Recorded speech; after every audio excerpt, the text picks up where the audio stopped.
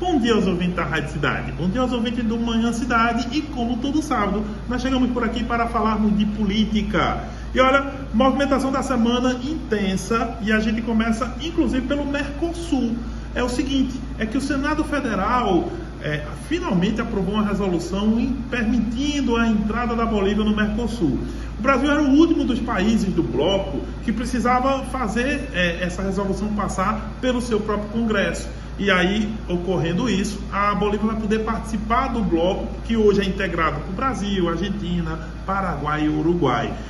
A Venezuela está suspensa desde 2016, mas a Bolívia entrando, ela já pode fazer parte do acordo União Europeia-Mercosul. Inclusive, Javier Milei, que só vai tomar posse dia 10 na Argentina, mandou essa semana a sua chanceler, ou seja, ele já escolheu a ministra das Relações Exteriores e ela veio ao Brasil para duas coisas. Primeiro, entregar uma carta ao presidente Lula, convidando, uma carta de Milei, convidando o presidente Lula para ir à posse.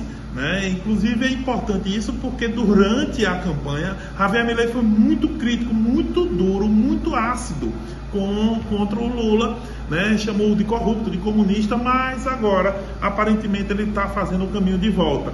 Pois bem, além disso, na questão nacional mesmo, o Lula, depois de 60 dias, finalmente também indicou ao STF, fez a indicação ao STF do Flávio Dino e também para a PGR, Procuradoria-Geral da República, a indicação do Paulo Gustavo Gonet Branco. Olha, são duas indicações importantes e com isso o Lula fez uma jogada importante dentro do perfil do governo. Primeiramente, dizer que não eram as indicações que o PT queria. O PT nem queria o Paulo Gustavo, nem necessariamente o Flávio Dino.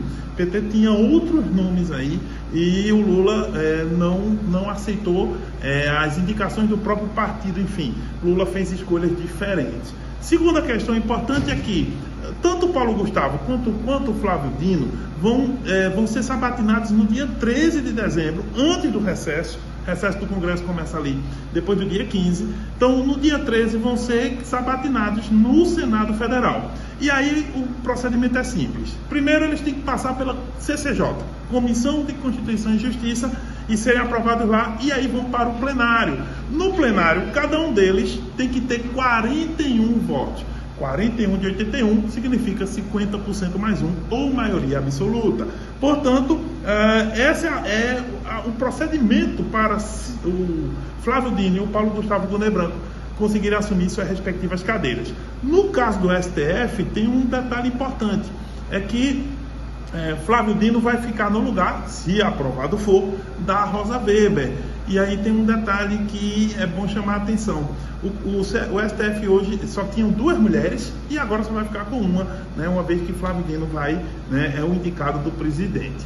Uma curiosidade sobre esse fenômeno é que só teve uma vez que um presidente da República não conseguiu emplacar um ministro do STF. E isso foi logo no comecinho da República, com Floriano Peixoto, ali nos anos 1890. Floriano Peixoto indicou Barata Ribeiro para o STF. Ele ficou 10 meses e depois foi rejeitado pelo Senado. Ou seja, antigamente o presidente indicava, já entrava lá, a pessoa já começava a trabalhar no STF, depois era confirmado. E o STF negou essa confirmação, então o Barata Ribeiro saiu. Sabe por quê? Porque o Barata Ribeiro não era jurista, Barata Ribeiro era médico. Pois o Congresso, na época, achou que era demais, o presidente indicar alguém que nem da área jurídica era. Mas desde então, desde Floriano Peixoto, todos os presidentes da República que indicaram algum ministro para o STF conseguiram vê-lo aprovado. Mas aí, vai ser diferente com o Flávio Dino? Lá no Senado, a ala bolsonarista do Senado está trabalhando fortemente para não aprová-lo, para rejeitar a indicação do Lula, enquanto que a ala da esquerda está trabalhando fortemente para aprovar. Vai ser um debate, inclusive ideológico, muito forte, e aí vamos ver a força do governo. A tendência é aprovar, sim, mas isso não quer dizer que seja fácil.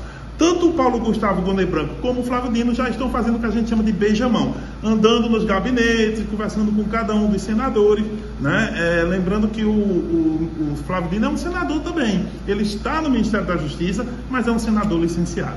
Pois bem, a conferir como é que vai ser essa indicação, se vai ficar ou não. Dia 3 a gente sabe. Pois bem, chegando aqui na província, a semana também importantíssima para Raquel Lira. Primeiro porque na segunda ela lançou Todos Juntos pela Segurança. Projeto importante para o governo do estado, que lembra, né, o projeto de segurança do EPSB, que era o Pacto pela Vida, e agora o Raquel Lira pelo PSDB lança o Todos Juntos pela Segurança. O projeto entende que deve reduzir, né, a questão dos crimes letais, violência contra a mulher e outras formas de violência, roubo, furto, em pelo menos 30%. Essa é a meta. Para isso, Raquel Lira anunciou mais de R$1 bilhão de investimento. Inclusive, ela não começou a falar do plano agora. Já houve algumas medidas que ela tomou, né, viaturas e outras questões que já foram nesse sentido. Agora, o que os policiais mais querem, e na Assembleia tem sido muito discutido, é a questão das faixas salariais, né? E Raquel Lira disse nesse evento que vai cuidar disso também. Mas até agora, né, a categoria não viu ela se mexer nisso. Mas aí, a conferir. Continuando ainda na questão de Raquel Lira, o PSDB, partido dela, elegeu tanto nacionalmente o Marconi Perillo, ligado a Aécio Neves, como aqui no estado Fred Loio, que é um empresário que foi inclusive suplente da chapa de senador de Raquel Lira. A questão é que o Fred Loio é o presidente, Débora Almeida é a vice-presidente, e quem ficou de fora foi Álvaro Porto. Olha só, o presidente da Alep está em rota de colisão com Raquel Lira, claramente, né, numa disputa legislativo-executivo, e ele se viu fora de todas as instâncias de poder do PSDB, que é o partido dele. Ele não pode sair do partido. Não pode sair do partido por um motivo simples. A janela partidária para deputados é só em 2026, lá em março ou em abril. Então, o que é possível fazer e quais são os movimentos que a gente tem que olhar? É olhar como que os aliados de Álvaro Porto, por exemplo, prefeitos, vereadores, para onde eles irão na campanha de 2024. Então, esse é um sinal para a gente ver como que Álvaro Porto vai reagir a essa circunstância de ficar de fora das instâncias de poder do próprio partido. Mas também o outro ambiente é ver as votações na Assembleia. Raquel não formou maioria e tem sempre dificuldade em algumas pautas para conseguir aprovar seus projetos, justamente porque o próprio presidente da Alep não está a favor dela. Olha, é um embate importante e que é relativamente inédito nos últimos anos na Assembleia Legislativa. A gente nunca mais tinha visto isso. Desde o governo Jarbas, governo Eduardo e governo Paulo Câmara, todos eles com 8 anos, não tínhamos essas disputas. Pois bem, finalizando, Raquel está inclusive ainda na COP28 lá em Dubai, foi convidada e foi na comitiva do presidente Lula.